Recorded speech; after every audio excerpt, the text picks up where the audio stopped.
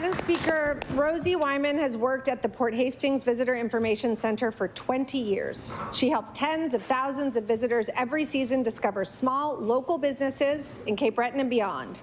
She would normally be heading back to work next week to prepare for another busy season, but instead, the Port Hastings Visitor Information Centre has been closed as part of this government's misguided and harmful budget cuts, and Rosie is worried about the future of those businesses that visitors will now have to hunt to find.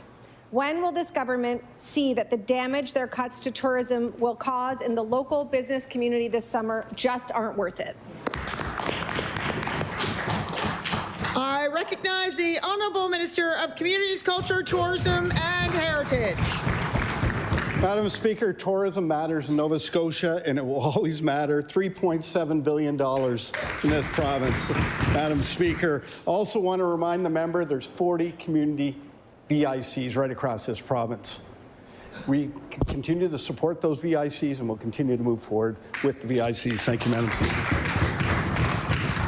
I recognize the Honourable Leader of the Official Opposition. Thank you, Madam Speaker. That's right, $3.7 billion. And there are VICs, but not at the Causeway, and not at the airport, and not at the various ports of entry to our most popular tourism destinations.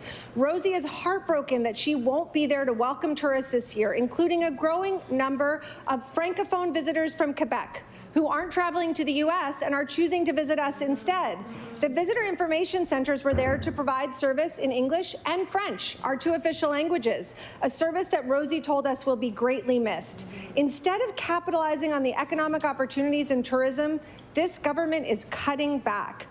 Why is this government insisting on making decisions that will hurt rather than help our booming tourism sector?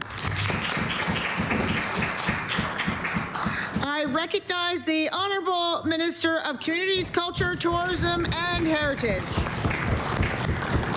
Madam Speaker, as I said before, tourism sector is growing. Tourism does matter in this province, Madam Speaker.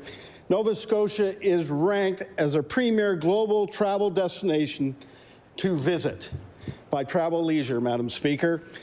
An investment in $2.9 million in the regional air access, offering daily flights connecting Halifax, Sydney, Charlottetown, Fredericton, and Moncton, Madam Speaker, creating better connectivity to maritime provinces. We welcome everyone to Nova Scotia. Thank you so much.